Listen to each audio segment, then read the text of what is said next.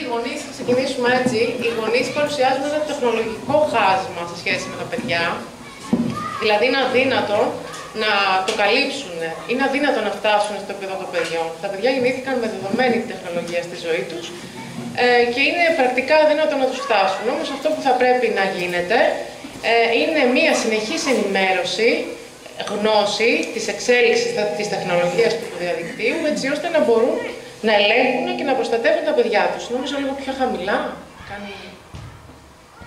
Εμείς λοιπόν σήμερα θα μιλήσουμε για την ασφάλεια στον κυβερνοχώρο και θα εστιάσουμε στα θέματα που έχουν να κάνουν με τα παιδιά.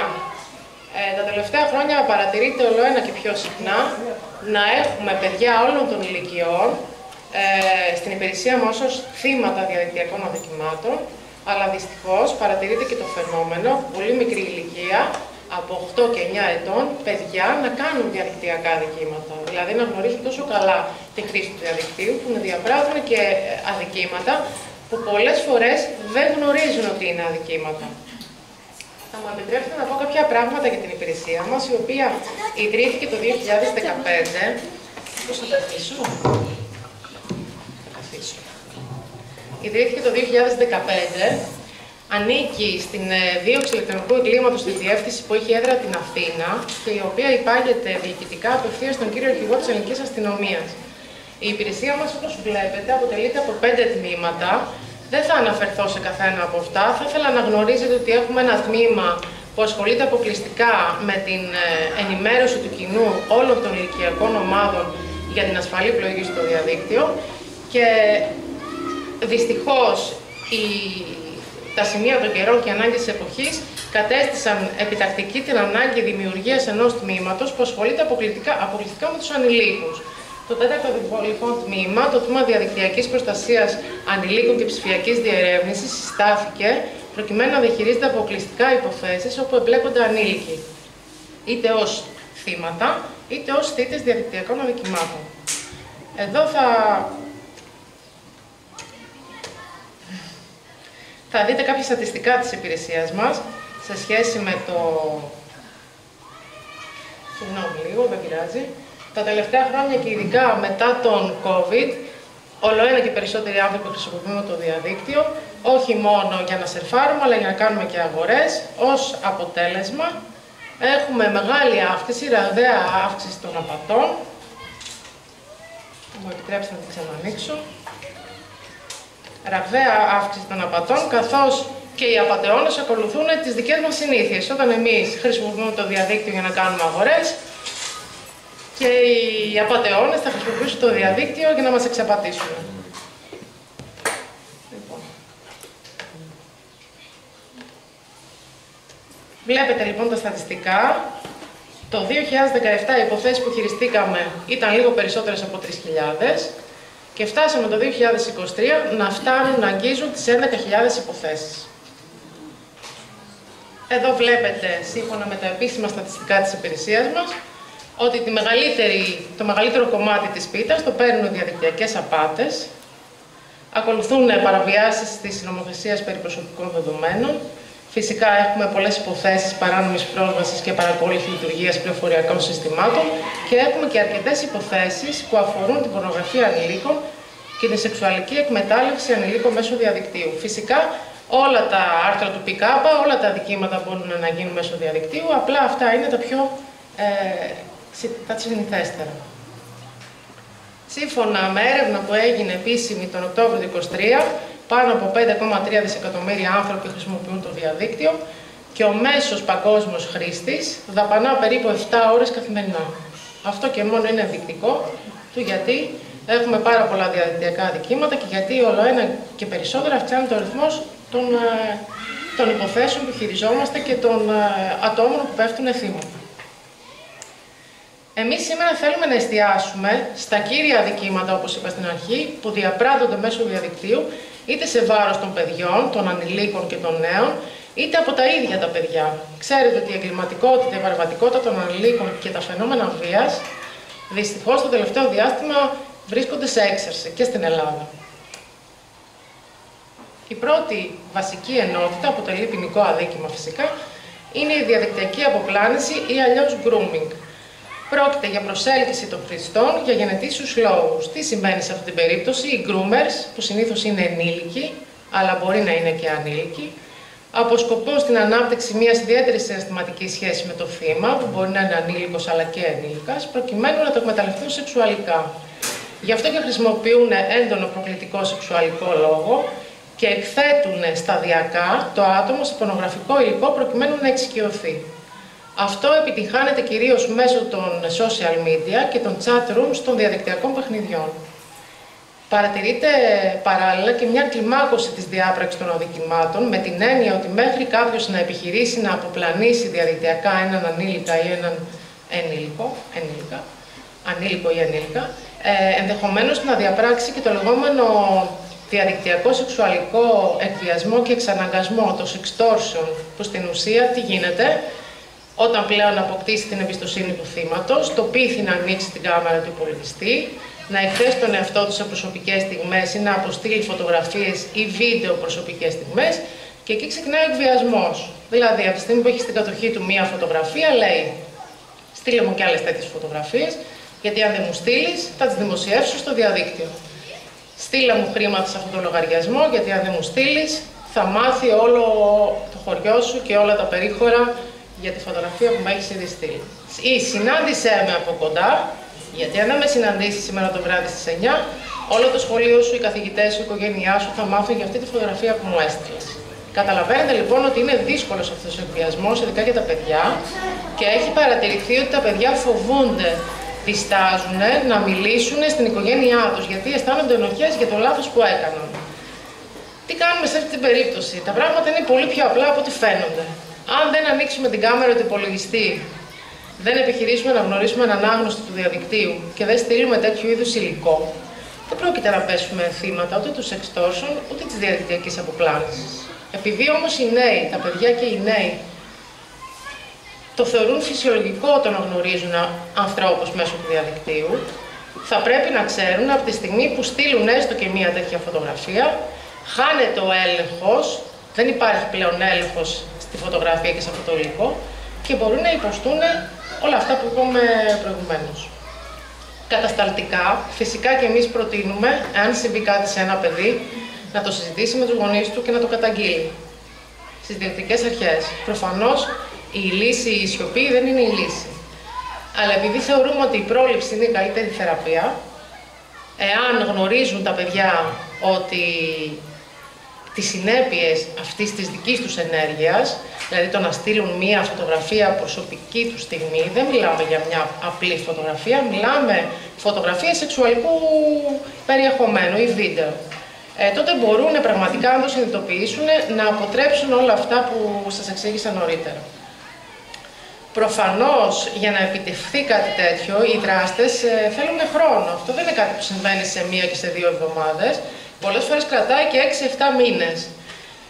Εδώ βλέπετε κάποια προειδοποιητικά σημάδια που καλό είναι να τα ξέρετε πρώτα εσείς και στη συνέχεια, εφόσον αναπτύξετε μια σχέση έτσι ιδιαίτερη με τα παιδιά σας επικοινωνίας και εφόσον γνωρίζετε, να τους το μεταδώσετε. Και πολύ εύστοχα είχαν και τα παιδιά και συγχαρητήρια στην δασκάλα, ότι να τον εμπιστευτώ φαίνεται πάρα πολύ ευγενικός.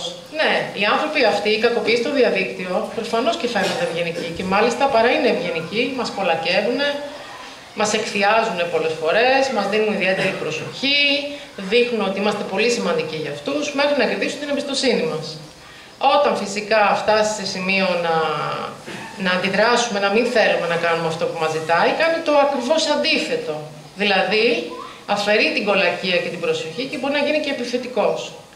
Αυτό που είναι κομβικό σημείο είναι το σημείο που θα μας ζητήσει να το κρατήσουμε μυστικό, δηλαδή να κρατήσουμε μυστική την επικοινωνία. Αυτά λοιπόν είναι κάποια από τα προειδοποιητικά σημάδια που θα πρέπει να μας κινητοποιήσουν και να σταματήσουμε κάθε είδους επαφή.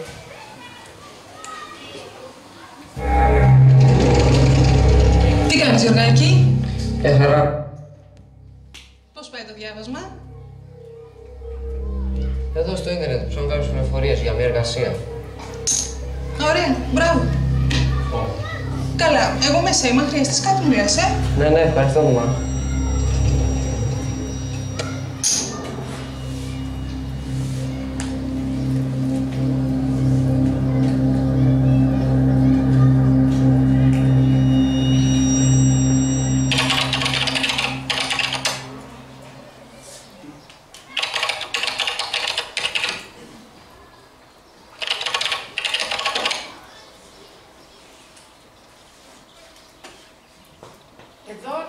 μια υπόθεση με την κωδική ονομασία Συγκοινωνούντα Δοχεία, που έλαβε χώρα το 2023. Είναι μια δυστυχώς πολύ μεγάλη υπόθεση, δυστυχώς με την έννοια ότι έγινε, ότι συνέβη. Ευτυχώς με την έννοια ότι την εξιχνιάσαμε ως υπηρεσία. Μια μεγάλη υπόθεση όπου το μεγαλύτερο ποσοστό των ατόμων που ενεπλάκησαν ήταν παιδιά που μόλις είχαν ενηλικιωθεί ή ήταν ανήλικοι. Αφορούσε την παιδική πορνογραφία και την εκδικητική πορνογραφία μέσω διαδικτύου. Δεν θα την αναλύσουμε την υπόθεση, θα ήθελα να εστιάσουμε στα αποτελέσματα. Ταυτοποιήθηκαν 30 ανήλικα θύματα, ηλικίας 13 έως 17. Και όπως σας είπα, το μεγαλύτερο μέρος σχηματίστηκε δικογραφία σε βάρος 32 ατόμων, από τα οποία 6 συνελήφθησαν και παραπέμφθηκαν στον ανακριτή. Και δυστυχώς η μεγαλύτερη μερίδα αυτών ήταν άτομα που μόλις είχαν ενηλικιωθεί. Δηλαδή, μιλάμε για παιδιά 16, 17, 18, 19. Η δεύτερη βασική ενότητα που θα ήθελα οι γονείς να εστιάσουν, γιατί ενδεχομένως να αγνοούν αυτή τη νέα μορφή επικοινωνίας των νέων, είναι το λεγόμενο sexting. Sexting είναι μια νέα μορφή επικοινωνίας, είναι η γλώσσα επικοινωνίας των νέων, των εφήβων και των νέων. Είναι η ανταλλαγή μηνυμάτων σεξουαλικού περιεχομένου και βίντεο. Είναι στη φύση των νέων να ανταλλάσσουν τέτοιου είδους μηνύματα, χωρίς να αντιλαμβάνονται τις μακροπρόθεσμες και τις δυσμενέσθητες συνέπειες για τη ζωή τους. Τι σημαίνει αυτό πρακτικά? Έχουμε πολλές υποθέσεις στη Θεσσαλονίκη και σε όλη την επικράτεια, παιδιά γυμνασίου για παράδειγμα. Μέχρι τώρα δεν είχαμε για παιδιά του δημοτικού, ευτυχώς. Κάνουν μια σχέση μεταξύ τους για 2, 3, 4, 5 μήνες. Στα πλαίσια αυτής της σχέσης ανταλλάσσουν τέτοιου είδους υλικό. Όταν αυτή η σχέση σταματήσει για κάποιους λόγους, συνήθως το αγόρι, στατιστικά 99% το αγόρι θυμώνει και για λόγους αντεκδίκησης είτε δημοσιοποιεί, είτε διαμοιράζει, είτε σε κάποιες σχολές στη Θεσσαλονίκη είχαν τη φαϊνή ιδέα να πουλήσουν την κάθε φωτογραφία 5 ευρώ, καθώς είναι και δύσκολες οι εποχές, οπότε τα παιδιά θέλουν να βγάλουν το χαρτζηλίκι τους. Χωρίς να ξέρουν ότι αυτό που κάνουν είναι ποινικό αδίκημα. Η μεγαλύτερη μερίδα των παιδιών και των ενηλίκων, των γονέων ή κηδεμόνων, δεν γνωρίζουν ότι η κατοχή και η διακίνηση τέτοιου είδους υλικού δηλαδή παιδικής πορνογραφίας, αποτελεί ποινικό αδίκημα και μάλιστα σοβαρό ποινικό αδίκημα, είναι κακούργημα. Δεν χρειάζεται να έχω βγάλει εγώ το βίντεο ή τη φωτογραφία, ούτε να την έχω δημοσιεύσει, ούτε να την διαμοιράσω. Αρκεί και μόνο να την κατέχω. Δηλαδή, αν μου στείλει κάποιος μία φωτογραφία, ό,τι ηλικία και να έχω, και αν αυτή η φωτογραφία αποτυπώνει έναν ανήλικο σε προσωπική του στιγμή, διαπράττω ποινικό αδίκημα. Τα παιδιά δεν το γνωρίζουν αυτό. Νομίζουν ότι κάνουν πλάκα, ότι πειράζουν το ένα το άλλο. Δεν γνωρίζουν ότι η κατοχή υλικού παιδικής πορνογραφίας είναι ποινικό αδίκημα. Από την άλλη, δεν γνωρίζουν τις δυσμενείς συνέπειες για τη ζωή τους, είτε ως θύματα είτε ως θύτες. Το κορίτσι που συνήθως υπόκειται σε αυτό το sexting, στις συνέπειες αρνητικές του sexting, με την έννοια ότι διαμοιράζονται φωτογραφίες δικές της, που όμως με δική της πρωτοβουλία τις έστειλε, για πάντα θα γκουγκλάρει τον εαυτό της στο διαδίκτυο να δει αν αυτό το υλικό είναι ανεβασμένο. Ξέρετε ότι ό,τι ανεβαίνει στο διαδίκτυο δεν διαγράφεται ποτέ. Πάντα μένει στο διαδίκτυο, με την έννοια ότι αν ανεβάσω έστω και μία φωτογραφία για 2 δευτερόλεπτα, δεν ξέρω ποιος την έχει δει, ποιος την αναδημοσίευσε, ποιος την αποθήκευσε με σκοπό να την αναδημοσιεύσει ή να τη διαμοιράσει στο μέλλον. Χάνεται από τον έλεγχό μου την κυριότητα που έχω στη φωτογραφία. Στην ουσία αυξάνονται οι άνθρωποι που την έχουν στην κατοχή τους με ρυθμούς, θα έλεγα, γεωμετρικής προόδου. Δεν μπορούμε να ελέγξουμε το ποιος την έχει δει και ποιος την κατέχει. Άρα, το κορίτσι αυτό στην πορεία της ζωής της, όταν θα θέλει να σπουδάσει, όταν θα θέλει να κάνει κάποια σχέση, αν θα θέλει να κάνει οικογένεια, για πάντα θα το έχει ως επιβαρυντικό στοιχείο στη ζωή της, γιατί όπως σας είπα μπορεί να είναι ανεβασμένο σε διάφορα πορνογραφικά site αυτό το υλικό. Φυσικά και το αγόρι που κάνει το αδίκημα μπορεί να μην δεν προφυλακίζεται καν, γιατί ο νομοθέτης προστατεύει και πολύ καλά κάνει την ανηλικότητα, αλλά συλλαμβάνεται, οδηγείται στον εισαγγελέα ανηλίκων, ενδεχομένως να του επιβληθούν κάποια θεραπευτικά, νομοθετικά μέτρα, ενδεχομένως να αλλάξει σχολείο, όπου πολύ συχνά συναντούμε εκεί το bullying, δηλαδή στιγματίζεται αυτό το παιδί, δεν έχει πλέον καθαρό ποινικό μητρό και στην πορεία, όταν θα θέλει ενδεχομένως να βρει μια δουλειά, να αναζητήσει εργασία, ξέρετε πολύ καλά, οι εταιρείες κάνουν πολύ εύκολα έρευνες για τον καθένα που υποβάλλει ένα βιογραφικό, μπορεί να αποκλειστεί και από συγκεκριμένες εργασίες, Μόνο και μόνο επειδή έχει συλληφθεί για αυτό το αδίκημα το οποίο είναι πολύ σοβαρό. Άρα οι συνέπειες μακροπρόθεσμα για τη ζωή των παιδιών είναι πάρα πολύ δυσμενείς. Αυτό τα παιδιά έχουμε αντιληφθεί ότι το αγνοούν. Δεν αντιλαμβάνονται τις συνέπειες.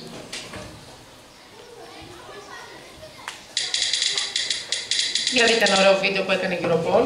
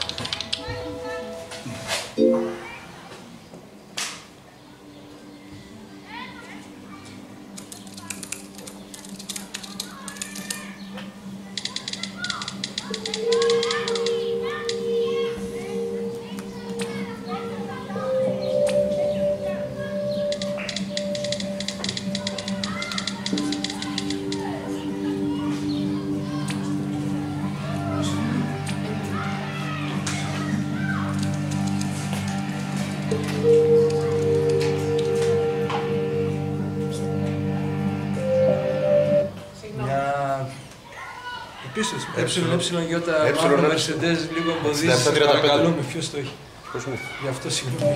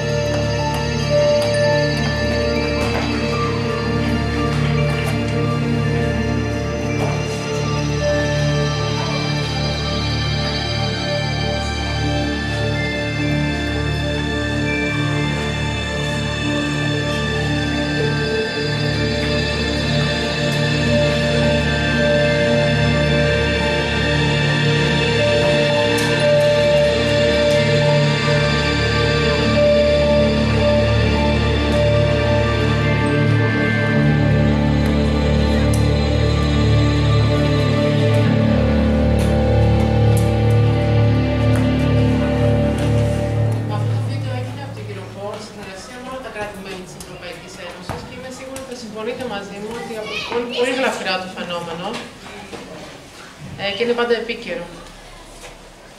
Η δεύτερη ενότητα για την οποία θα μιλήσουμε είναι τα social media. Σύμφωνα με τους όρους χρήσης των εταιριών που έχουν τα μέσα κοινωνικής δικτύωσης, δεν επιτρέπεται να δημιουργούμε προφίλ αν δεν έχουμε συμπληρώσει το 13ο έτος της ηλικίας μας. Αυτό δεν ξέρω κατά πόσο οι γονείς το γνωρίζουν, γιατί έχουμε διαπιστώσει στην πράξη ότι παιδιά από πολύ μικρή ηλικία, 5-6, να μην πω 5-6-7 ετών, δημιουργούν προφίλ ψεύτικο. Έτσι, βάζουν ψεύτικα στοιχεία και έχουν στο TikTok, στο Snapchat, στο Instagram προφίλ. Πολλές φορές εν γνώση των γονέων, με την άδεια δηλαδή των γονέων, κάποιες φορές και με την παρένεση των γονέων. Δηλαδή, έχει τύχει να δούμε γονείς οι οποίοι έχουν επιδιώξει να δημιουργήσουν κανάλι στο YouTube για τα παιδιά του. Και να βγαίνουν τα παιδιά στο κανάλι και να δείχνουν πως φτιάχνουν διάφορα πράγματα. Αυτό, αν μη τι άλλο, υποδηλώνει άγνοια κινδύνου. Ξέρετε πολύ καλά πόσο εύκολο είναι κάποιος να πάρει μια φωτογραφία, να πάρει τον ήχο της φωνής μας, τώρα και με την πρόοδο της εξέλιξης της τεχνητής νοημοσύνης, και να φτιάξουν ένα βιντεάκι του παιδιού μας, στο οποίο θα φαίνεται να λέει πράγματα που δεν είπε ποτέ. Δεν θα πω για τα ψεύτικα προφίλ στα social media, είναι μικρό το κακό. Άρα λοιπόν τα παιδιά κάτω των 13 δεν επιτρέπεται να έχουν προφίλ στα μέσα κοινωνικής δικτύωσης. Πάρα πολλά προσωπικά δεδομένα δημοσιοποιούμε στα social media. Τόσο τα παιδιά που έχουν άγνοια κινδύνου, αλλά δυστυχώς και οι μεγάλοι. Μάλιστα παρατηρείται πολύ συχνά το φαινόμενο γονείς να δημοσιοποιούν φωτογραφίες με τα παιδιά τους με μαγιό από καλοκαιρινές διακοπές, να κάνουν check-in στο Facebook 10 μέρες διακοπές στη Χαλκιδική και νομίζω οι περισσότεροι μπορεί να το έχετε ακούσει, να το ξέρετε, έχει παρατηρηθεί σε μεγάλο ποσοστό να γίνονται διαρρήξεις την ώρα που εμείς είμαστε διακοπές, γιατί πολύ απλά τη δημοσιοποιήσαμε. Τους είπαμε δηλαδή, εμείς φεύγουμε από το σπίτι, μπορείτε να έρθετε εσείς στο σπίτι, να μας το αδειάσετε, αλλά εμείς θα περάσουμε πολύ καλά στις διακοπές μας. Οι γονείς θα πρέπει λίγο να επαναπροσδιορίσουν τη σχέση που έχουν με τα social media και με το διαδίκτυο. Φωτογραφίες των παιδιών δεν θα πρέπει να δημοσιοποιούν. Τα πρόσωπα των παιδιών πρέπει να τα προστατεύουν. Το ίδιο και το σώμα τους. Το ίδιο και τα παιδιά άλλων. Ξέρετε πολύ καλά ότι κανένας μας δεν μπορεί να δημοσιοποιήσει φωτογραφίες παιδιών χωρίς συγκατάθεση των γονέων. Άρα λοιπόν θα πρέπει να γίνει ένας επαναπροσδιορισμός του πώς βλέπουμε τα social media, τι δημοσιοποιούμε. Τα παιδιά που, όπως σας είπα, πολλές φορές έχουν άγνοια, αλλά από την άλλη έχουν αυτή την ανάγκη της επιβεβαίωσης και του να αισθανθούν δημοφιλοί, έχουν δημόσια τα προφίλ τους, δηλαδή ακολουθούν πάρα πολλούς αγνώστους και επιτρέπουν να τους ακολουθούν και πολλοί άγνωστοι, για να παίρνουν πολλά likes, ας πούμε, και δημοσιοποιούν πάρα πολλά στοιχεία για τη ζωή τους που αποτελούν και προσωπικά δεδομένα και μάλιστα και ευαίσθητα προσωπικά δεδομένα, όπως είναι η οικονομική κατάσταση, για παράδειγμα. Όπως είναι η διεύθυνση κατοικίας, όπως είναι το επάγγελμα των γονιών. Πάρα πολλά στοιχεία που σε βάθος χρόνου όλη η ζωή τους βρίσκεται online και μπορεί να χρησιμοποιηθεί εναντίον τους. Και αυτό τα παιδιά δεν μπορούν να το αντιληφθούν, διότι όπως καταλαβαίνετε τα παιδιά των 8 και 12 και 13 δεν έχουν την ορίμανση που θεωρητικά έχουν οι ανήλικες για να αντιληφθούν και να σκεφτούν τους ενδεχόμενους κινδύνους. Θα ήθελα να ξαναφέρω το κομμάτι της τεχνητής νοημοσύνης, η οποία τεχνητή νοημοσύνη έχει φέρει πάρα πολλά ωφέλη. Μαζί όμως με τα ωφέλη έχει δημιουργήσει και νέες προκλήσεις. Θα ήθελα στο επόμενο βίντεο να δείτε αυτές τις νέες προκλήσεις, αφορούν πάρα πολύ και τους γονείς, κυρίως σε ό,τι αφορά τη δημοσίευση των προσωπικών δεδομένων των παιδιών τους και σε ό,τι αφορά το πώς θα περάσουν στα παιδιά, γνωρίζοντας οι ίδιοι τους κινδύνους, αυτά τα όρια και τους κανόνες που πρέπει να έχουν τα παιδιά κατά την επιλογή τους στο διαδίκτυο.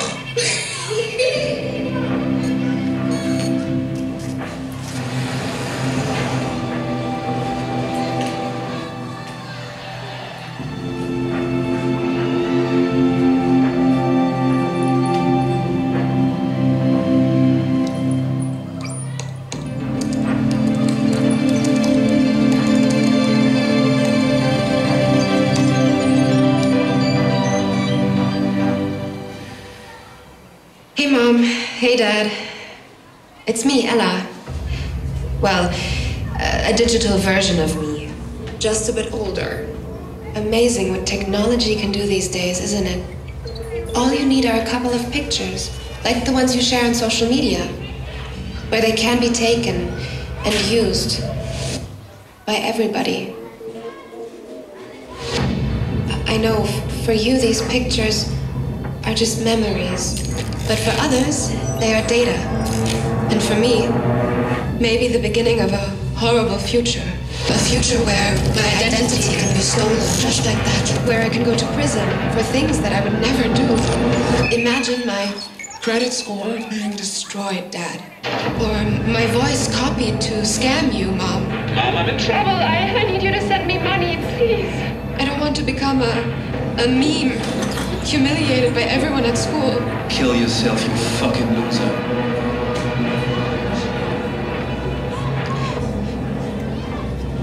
And I certainly don't want this.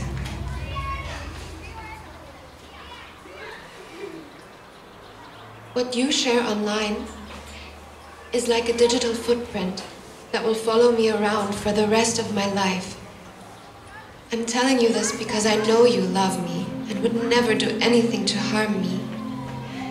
So please, Mom, please, Dad, protect my virtual privacy.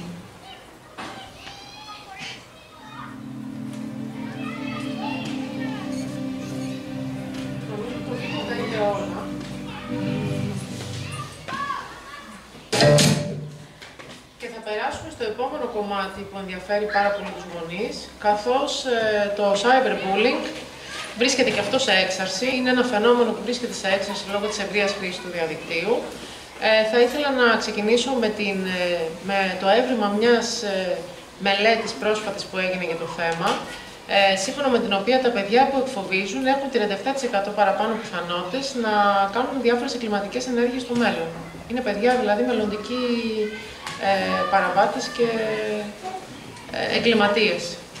Το cyberbullying σε σχέση με το παραδοσιακό bullying είναι πιο ακραίο, καθώς πραγματοποιείται μέσω του διαδικτύου, δίνει την ψευδαίσθηση της ανωνυμίας, δηλαδή όλοι νομίζουν ότι μπορούν να κρυφτούν πίσω από την οθόνη του υπολογιστή και να κάνουν, να γράψουν, να πούνε το οτιδήποτε. Δυστυχώς για αυτούς δεν είναι έτσι, καθώς οτιδήποτε κάνουμε στο διαδίκτυο αφήνει ηλεκτρονικά ίχνη, αφήνει δηλαδή ένα μοναδικό ψηφιακό αποτύπωμα, μέσω του οποίου η υπηρεσία μας μπορεί να καταλήξει στην εξιχνίαση των αδικημάτων. Ευτυχώς δεν ισχύει αυτό. Οι περισσότεροι όμως πιστεύουν ότι υπάρχει αυτή η ανωνυμία και ότι δεν μπορεί να τους ειδοποιήσει κανένας. Παράλληλα, το cyberbullying ακολουθεί το θύμα καθ' όλη τη διάρκεια του 24ωρου, σε όλη τη ζωή του δηλαδή, και το βράδυ πριν κοιμηθεί, καθώς ανοίγει το κινητό και βλέπει τα μηνύματα, βλέπει τις δημοσιεύσεις. Ενώ το παραδοσιακό bullying σταματούσε μέχρι τώρα όταν έκλεινε η πόρτα του σχολείου το μεσημέρι. Παρατηρείται παράλληλα μία άρση των αναστολών, δηλαδή ακόμα και παιδιά που είναι αρκετά μαζεμένα και όχι τόσο κοινωνικά και εξωστρεφή, μέσω της οθόνης γίνονται πιο θρασί, θα έλεγα, θρασείς, και γράφουν και πράγματα που θεωρητικά αυτά τα παιδιά δεν θα μπορούσαν να τα εξτομίσουν διαζώσεις. Και φυσικά υπάρχει μεγαλύτερη έκταση, δηλαδή υπάρχει μεγαλύτερη διαπόμευση και το παιδί που δέχεται το bullying αισθάνεται ακόμα χειρότερα, δεδομένου ότι ξέρει ότι πάρα πολλοί άνθρωποι βλέπουν, σχολιάζουν, γίνονται κοινωνία αυτών των εκφοβιστικών, τρομοκρατικών, απειλητικών ή και δυσφημιστικών μηνυμάτων ή σχολείων ή δημοσιεύσεων. Έτσι είναι πάρα πολύ δύσκολο να περιοριστεί και εδώ προσπαθούμε να πείσουμε τα παιδιά ότι ο ρόλος του παρατηρητή, δηλαδή του τρίτου κρίκου της αλυσίδας, οι τρεις κρίκοι είναι το θύμα, ο θήτης και ο παρατηρητής, ο ρόλος του παρατηρητή είναι πάρα πολύ σημαντικός και καθοριστικός, καθώς εάν όλοι εμείς που βλέπουμε στα social media μπαίνουμε στη θέση του θύματος και το αναφέρουμε στη διεύθυνση του σχολείου, στους γονείς, στους κηδεμόνες, θα βοηθήσουμε το θύμα που συνήθως δεν μιλάει ποτέ, έχει ενοχές, κλείνεται στον εαυτό του και συνήθως δεν μιλάει, δεν το καταγγέλνουν εύκολα τον διαδικτυακό εκφοβισμό τα παιδιά. Μέχρι να φτάσει σε ακραίες περιπτώσεις, όπως έχετε δει, κάποια παιδιά έχουν επιχειρήσει να αυτοκτονήσουν και κάποιοι το έχουν δυστυχώς καταφέρει, ή όταν πλέον η βλάβη που έχουν υποστεί είναι πάρα πολύ μεγάλη. κυρίως σε ψυχολογικό επίπεδο. Αυτό που προτείνουμε στα παιδιά να κάνουν είναι να μην απαντάνε σε αυτά τα μηνύματα. Δεν πρόκειται ο θήτης να σταματήσει να στέλνει μηνύματα εκφοβιστικά. Θα πρέπει να έχουν το θάρρος να μιλήσουν σε έναν ενήλικα που εμπιστεύονται και ταυτόχρονα ο ενήλικας να μπορεί να ακούσει και όλη την ιστορία, δηλαδή μπορεί να ακούσει και πράγματα που δεν θα του αρέσουν, να αποθηκεύει τις αποδείξεις και να το καταγγέλει. Τόσο στην περίπτωση του θήτη, του θύματος, όσο και στην περίπτωση του θήτη, αν κάτι τέτοιο αφορά τη δική σας οικογένεια, θα πρέπει να γνωρίζετε, σύμφωνα με τον ψυχολόγο της υπηρεσίας μας, ότι θα χρειαστεί βοήθεια ενός ειδικού. Φανταστείτε πόσο φυσιολογικό μπορεί να είναι ένα παιδί να αντλεί χαρά, ικανοποίηση και δύναμη, εκφοβίζοντας, απειλώντας, τρομοκρατώντας κάποιο άλλο παιδί. Μάλιστα, σύμφωνα με επίσημες έρευνες, τα παιδιά που κάνουν bullying είναι παιδιά που ζουν σε ένα περιβάλλον που είτε έχει πολύ αυστηρά όρια, είτε δεν έχει καθόλου όρια. Υπάρχει κάποιο θέμα στους κόλπους της οικογένειας που είναι πάρα πολύ δύσκολο να δούμε την καμπούρα μας και να το δούμε σε βάθος. Να πάρουμε δηλαδή τη βοήθεια του ειδικού και να δούμε τι συμβαίνει μέσα στο σπίτι που αναγκάζει το παιδί να λειτουργήσει με αυτόν τον τρόπο. Από εκεί πέρα στο κομμάτι των διαδικτυακών παιχνιδιών θα περάσουμε, το οποίο ενδεχομένως το αναφέρει και η ψυχολόγος. Εμείς θέλουμε να αναφέρουμε ότι τα διαδικτυακά παιχνίδια δεν τα δαιμονοποιούμε. Δεν είναι κακό να παίζουν τα παιδιά διαδικτυακά παιχνίδια, έτσι. Αρκεί να παίζουν παιχνίδια που είναι για την ηλικία τους. Κάθε παιχνίδι έχει τους όρους χρήσης και το ηλικιακό όριο. Να μην παίζουν με αγνώσεις του διαδικτύου, να μην παίζουν δηλαδή και ανταλλάσσουν μηνύματα στα chat rooms με έναν από την Αμερική που λέει ότι είναι ανήλικος, αλλά τελικά δεν είναι ανήλικος, είναι ενήλικας από την Αθήνα που θέλει το παιδί να το αποπλανήσει. Και λέει ότι είναι ανήλικος. Και να μην παίζουν πολλές ώρες, καθώς η μεγάλη ενασχόληση, η τεράστια πλέον ενασχόληση με το διαδίκτυο και τα παιχνίδια έχει οδηγήσει σε μία μάστιγα της εποχής, σε μία ασθένεια που είχε αναγνωριστεί επίσημα ως ψυχιατρική ασθένεια σε διάφορες χώρες του κόσμου, που λέγεται εθισμός στο διαδίκτυο. Για να απεξαρτηθούμε από αυτόν τον εθισμό, θα πρέπει να νοσηλευτούμε σε κλινικές.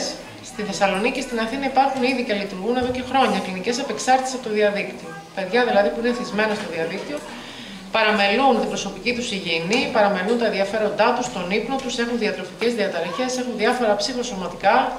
Δεν τους ενδιαφέρει φυσικά το σχολείο, ούτε εξωσχολικές δραστηριότητες. Το μόνο που τους ενδιαφέρει είναι να μην χάσουν την εξέλιξη του παιχνιδιού και πάσχουν από το λεγόμενο FOMO, το fear of missing out, ότι θα χάσουν την εξέλιξη του παιχνιδιού. Τα παιχνίδια αυτά είναι φτιαγμένα από τις εταιρείες με σκοπό φυσικά το κέρδος. Και για να έχουν κέρδος θα έχουν φτιάξει και είναι εθιστικά. Όλοι μας, αν επιχειρήσουμε να παίξουμε ένα παιχνίδι, θα δείτε ότι θα μας αρέσει.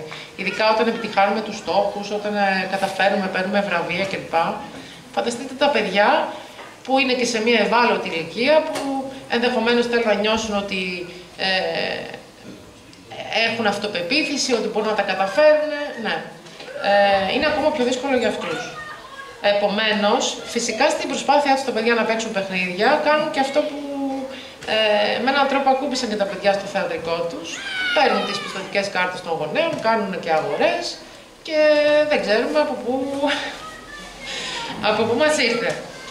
Γι' αυτό πάρα πολύ προσοχή, συζήτηση με τα παιδιά για τα διαδικτυακά παιχνίδια, έλεγχος από εσάς, έλεγχος από τους γονείς.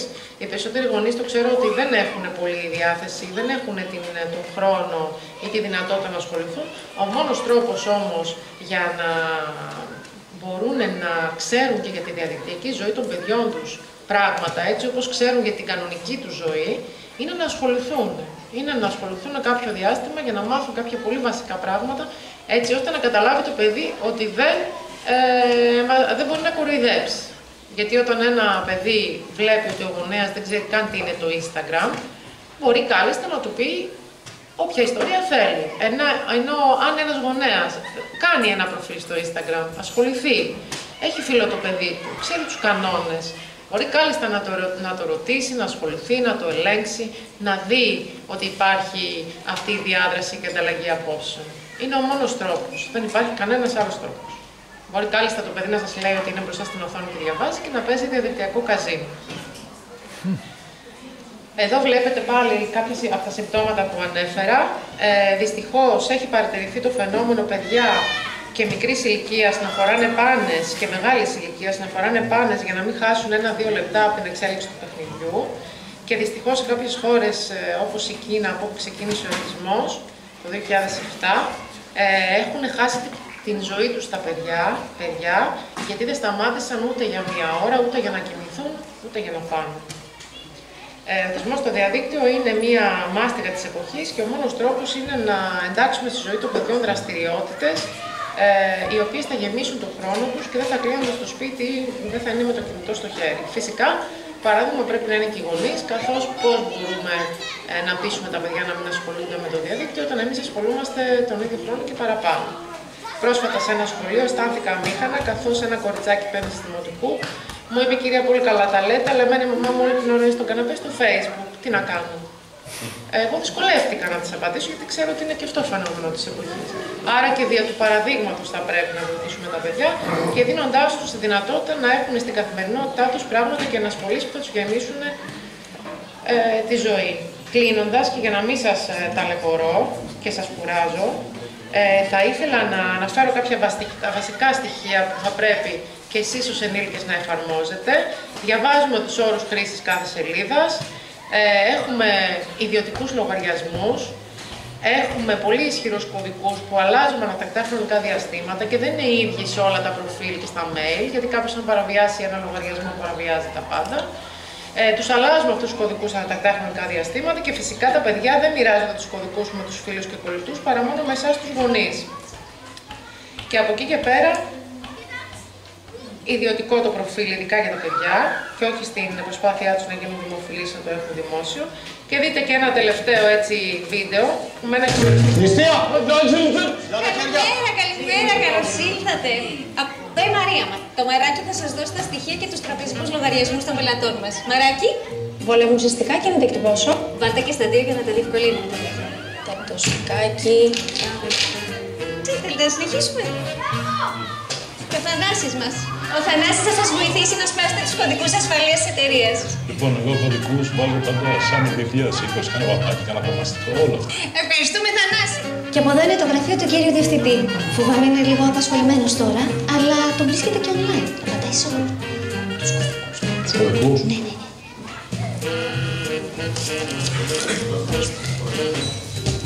Έχει δουλίτσα, παιδιά. Δεν βαριέσαι. Δουλίτσα να υπάρχει.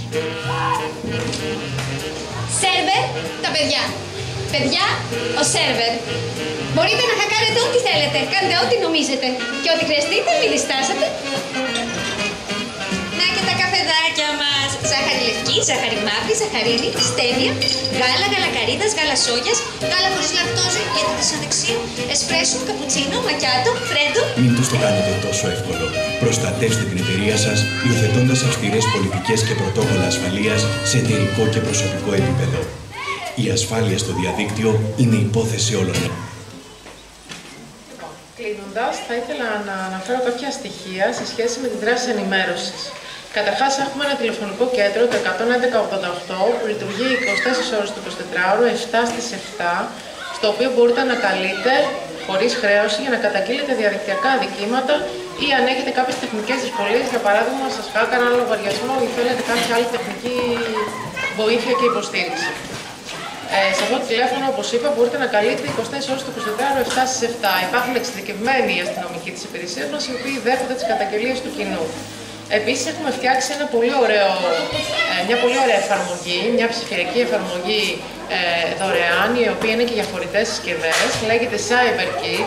Θα ήθελα όλοι οι γονείς να κατεβάσετε αυτή την εφαρμογή και στα δικά σας κινητά και στα κινητά των παιδιών, όπου υπάρχουν πολύ ωραίες οδηγίες, συμβουλές και νέα για το ηλεκτρονικό έγκλημα προσαρμοσμένα στις ηλικίες των παιδιών και παιχνίδια που μπορούν να παίξουν με ασφάλεια. Τέλος, έχουμε πιστοποιημένη παρουσία στα δημοφιλέστερα μέσα κοινωνικής δικτύωσης, τα οποία επίσης σας προσκαλώ να μας ακολουθήσετε.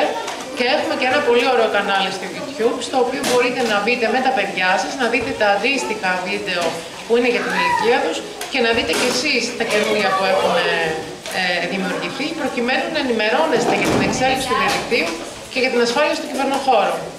Ευχαριστώ πολύ και είμαι στη διάθεσή σας για ερωτήσεις.